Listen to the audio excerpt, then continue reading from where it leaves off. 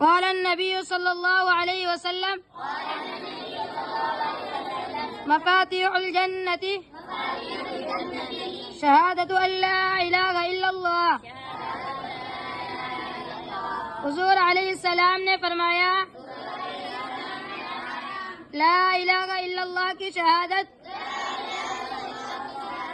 دینا جنت کی کنجی ہے.